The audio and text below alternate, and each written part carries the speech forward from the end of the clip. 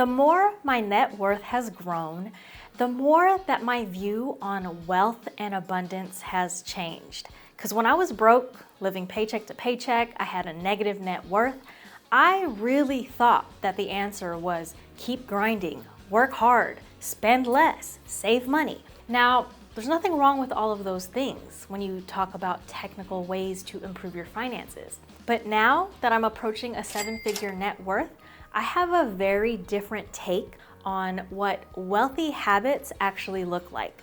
I want to share 5 things that I practice regularly in my life that have positively impacted my finances and my overall life. These aren't your typical personal finance rules of thumb, but instead they are such simple but very powerful ways of living that I truly believe help you welcome more abundance and welcome more wealth into your life. So if you're ready to welcome that wealth into your life, this is the video for you. Now, I want to get into those 5 habits, but before I do, I want to share a story about a time that I was in grad school, because this story shows a clear difference between my mindset back then and my mindset now when it comes to building wealth.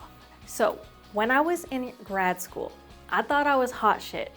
You know, I was getting my master's. It was the middle of a recession around 2009. And I was thinking, I'm getting this master's. This is gonna be how I differentiate myself from the competition once I was ready to hit the job market. Well, anyway, in one of my classes, it was the first day of class, and we each had to go around the room and tell everyone else what career we wanted to get into.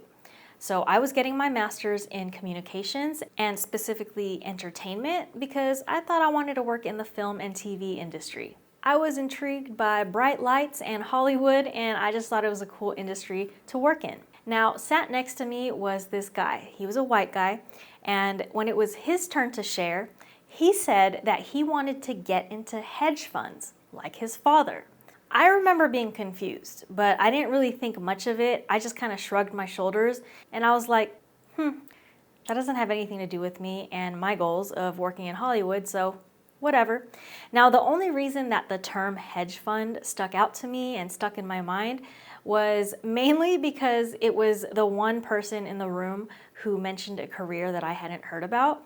And like the word hedge just made me think of like hedgehog, like Sonic the Hedgehog, which I know is silly, but yeah, I just remember that moment for some reason. Now, the difference between 23-year-old me back then and me now, 15 years later, is back then, I was not curious about things that were beyond my bubble, beyond my circle. And if you consider the fact that both of my parents were immigrants who didn't come from money and whose approach to money was, work hard and save, then you can imagine all of the things that I shrugged off in my life because I assumed they had nothing to do with me. Investing, the stock market, real estate investing, hedge funds, angel investing, venture capital. But even beyond financial things and financial terms, there were so many other things that I just wasn't curious about. Whereas nowadays, if I hear something I'm not familiar with, but it's something that's popping in the economy or pop culture, then I at least give it a second thought or a Google search, or I ask someone about it, I talk about it, which actually leads me to the first wealthy habit on the list, which is be curious and learn more.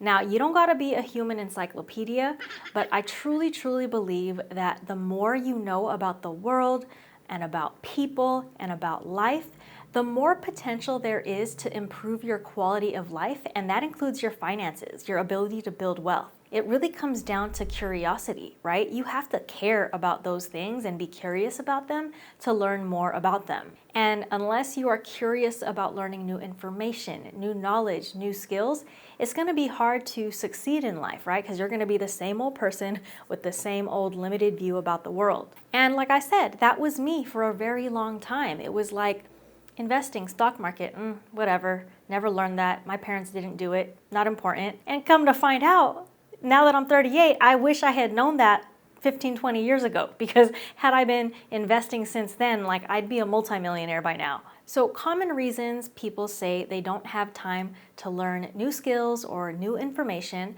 are that they either think they know it all or they just don't care to, or they don't have enough time or energy. And to that I say, if you think you know it all, you don't. Even the wealthiest millionaires and billionaires and smart people around the world, they're always learning. They're always curious about the world, and they're always innovating. Because in order to innovate and actually make money off of your innovative ideas, you have to understand how the world works. Now, yeah, there are probably some millionaires out there who are just hard-headed and narrow-minded and still have their millions of dollars, but they probably have privileges that most people, like maybe you and me, don't have. Now, I have a billion examples of how my curiosity has helped me build wealth in my life. I'll give you one example, which is that, for one, being curious made me realize I didn't have to work for 40, 45 years before retiring.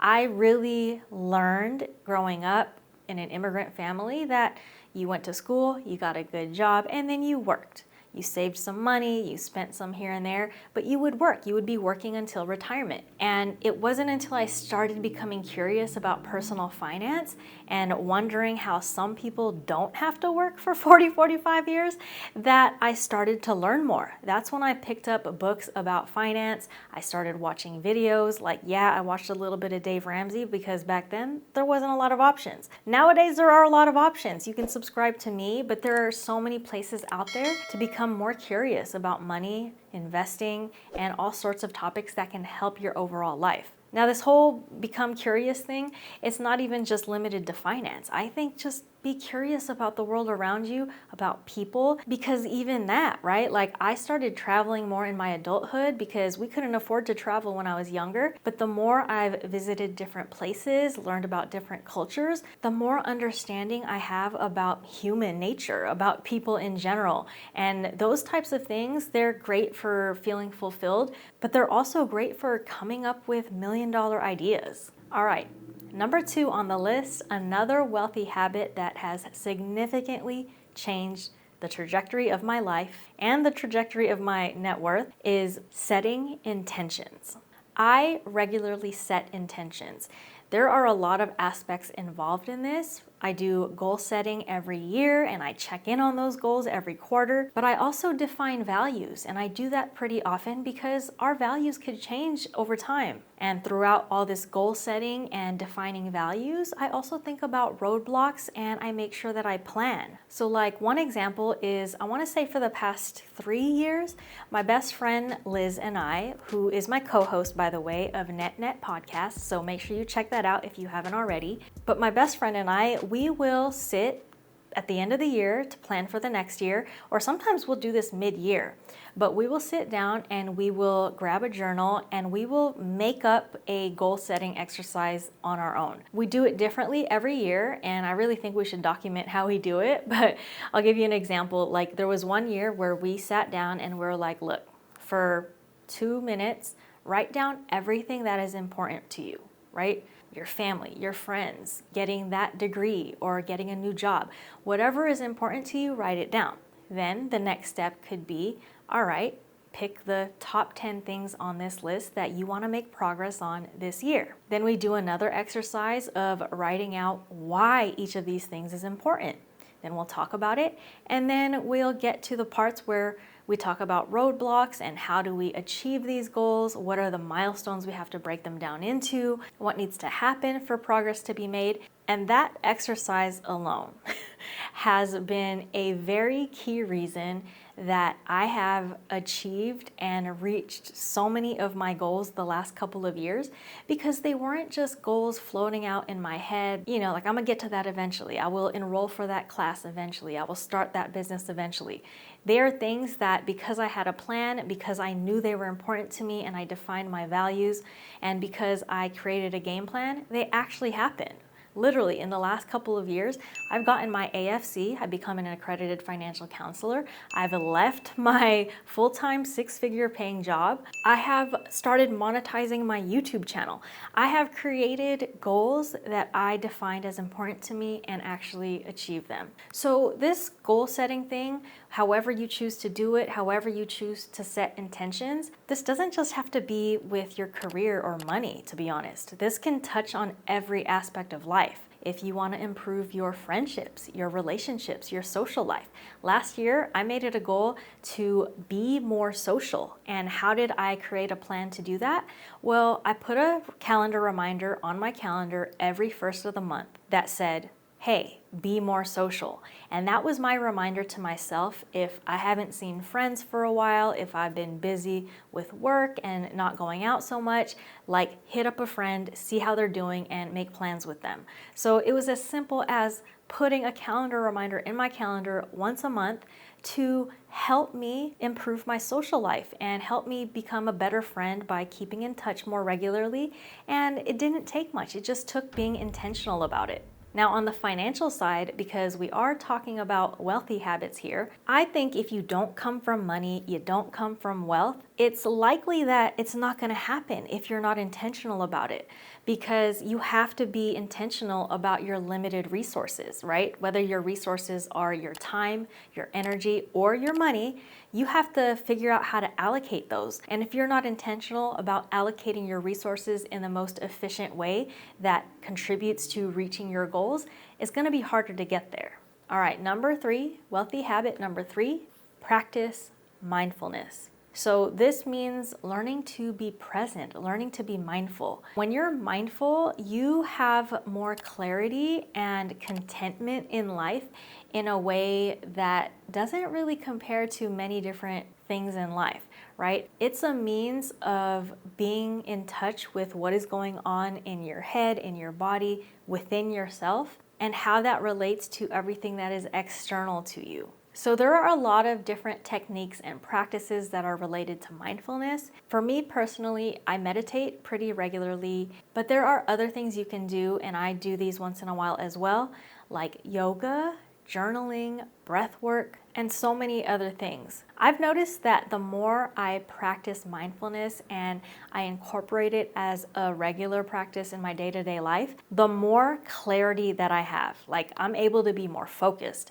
I can think more clearly, I can think more quickly when I need to think quickly, and I'm typically less susceptible to like getting lost in my thoughts or getting lost in any noise that's external to myself. I personally feel more connected to myself and connected to my environment the more that I practice mindfulness. Now, if you think about it, all of these benefits around mindfulness can directly improve your financial habits and behaviors, especially bad ones that don't serve your financial goals. For example, mindful spending. Mindful spending is being mindful about purchases that you make, understanding why you're making the purchase before you do it, being conscious about what value that purchase will bring to you before you do it. And that mindfulness impacts your behaviors and the choices you make, which can potentially help you reduce stress, reduce anxiety, and keep more money in your pocket. On this one, I can't even begin to tell you how mindfulness has helped me on a day-to-day basis and how it has helped my finances and helped me build my net worth literally to where it is now. Like, just the ability to be more mindful helps me think through every financial decision in a smart, strategic, confident way, and it helps me make decisions a lot faster. Now, the other piece of mindfulness is I think it's important as a means of kind of just like understanding your existence in the world. Like, at some point when you start making a lot of money and you don't know what to do with it, right? Like, you have to start to understand and define with yourself, like, how much money is enough money. And at that point, like, you really have to get to know yourself, get to know your thoughts and feelings and how that relates to the outside world. Because otherwise you're just gonna be like blindly just trying to become a billionaire for no reason without any purpose. But that is a tangent for another video. I just wanna share with you some of my real life thoughts about all of these habits that I think have changed my life in so many ways. Now, before we finish off the list with the next 2, if you aren't subscribed already, my name is Lissa Prudencio. I'm an accredited financial counselor. I'm a personal finance expert, and I am the co-host of NetNet Podcast. If you've gotten anything out of this video so far, make sure you hit the like button and tell a friend. All right, moving on to number 4, the next wealthy habit on this list that has changed my life and improved my finances is creativity. I strongly believe that everyone should find a creative outlet. If you want to become wealthy, if you want to welcome abundance into your life, I think you have to have a creative outlet. I don't care if you can't draw, you can't sing, you can't dance, or you can't even color inside of the lines. Creative activities, whatever they are, they stimulate different parts of our brains than what we use for working or watching TV. Creative activities are known to trigger the release of dopamine, which is a natural hormone associated with feelings of pleasure and motivation. And it almost becomes like a cyclical thing, because if you can trigger more dopamine production, you'll be more motivated to do more creative activities, which is going to trigger more dopamine. In other words, when you have a creative outlet, when you stimulate your creativity, you lead yourself to having feelings of well-being. I think it's so funny because we tell kids and young people to find creative outlets, to find hobbies and interests, but at some point in life, a lot of adults stop. Sometimes it's like a lack of time or energy or motivation. Whatever it is, I feel like a lot of people just give up their creativity. And I feel like most people, probably every person, has some means of creativity. So on a personal level, I always try to incorporate some form of creativity or artistic activities in my life. And by that, I mean beyond content creation, because I do create content that is kind of a business, even though I do enjoy it, but I like doing other things as well. So earlier this year, I took pottery class twice. They were each 4 sessions, so a total of 8 sessions this year, and it was really fun. I never thought I would ever catch myself doing ceramics or pottery, but a friend mentioned wanting to do it, and I was like, why not? Let me try something new. And what I found out about myself when I took pottery was that I needed that to recharge, because I work a lot, I study a lot. I'm in the middle of studying for my CFP exam, Certified Financial Planner. I run a financial coaching business, and I need time where my mind is just focused on one thing, right? I'm not doing 20 billion things. I'm not having to think too hard, strategically. I just want to be present. And I found that in those 8 weeks when I was doing pottery class, even though it took up hours of my time every week, because the class was 2 hours, but I would go into the studio multiple times a week to practice. So even though it was taking up a lot of my time, I actually didn't do less work or less studying. I felt that I was better able to be productive and efficient in the time that I was working or studying. I felt more fulfilled and energized. So you might wonder, okay, creativity, obviously it's a good thing for you, but how does that translate into a wealthy habit, a habit that's going to help you build wealth and welcome abundance into your life? Well, like I said, one of the things is it stimulates your brain. You might come up with $1 million idea because you're strengthening different parts of your brain like a muscle. I gave you my example where I was spending more time away from my computer and away from my books to have to study, but I feel like I somehow retained more information during that period because I was balancing my life a lot better between creative stuff and work stuff. And the more efficient you are, the more energized you are, I guarantee you're gonna make more money. Whether that's working at a job or working your own business and coming up with new ideas, you are gonna have more energy to be wealthy, to become wealthy. Last but not least, number 5, a wealthy habit that has 100% changed my life is prioritizing self-care. So I have noticed that a lot of people claim health to be their top priority, right? Health is even more important than wealth, because you can be healthy but not need wealth. But if you have wealth but no health, then you can't even enjoy that wealth. But the problem is, a lot of people consistently neglect sleep, they don't practice mindfulness, they don't take time to relax or recharge. People don't find time to stretch or work out. In my own personal life, and I see this a lot around me, is unless a health issue severely impacts your ability to function, it's easy to deprioritize it. It's easy to just keep going and functioning in your day-to-day life because you can function enough, right? You have enough energy to work those long hours, to grind, to take care of your family, to run errands, to get things done. Now, I personally believe like self-care has to be a daily practice. It can't just be, I'm gonna work really hard, I'm gonna burn out for a month, and then I'm gonna go on a vacation, or I'm gonna get a massage, right? It's not like you have to fit self-care into your calendar. Like, yeah, you can put stuff on your calendar to make sure you do it, but I think it has to become a daily practice, right? Like taking care of yourself has to be the number one thing you do. Because if you're not well rested physically or mentally, your efficiency and your productivity is going to go down. And that's not to say that efficiency and productivity are the most important things in life. I'm just trying to tell you how it relates to your ability to make more money, right? Like if you are burnt out, if your brain is not functioning as well as it usually does because you're overworking, you're not taking care of yourself, you could say the wrong thing in a meeting and jeopardize your chances for a raise or a promotion. You can lack the mental clarity to find efficient solutions for your business or side hustle. If you're not taking care of yourself, it's going to be harder to have the brain power to allocate your time and resources effectively.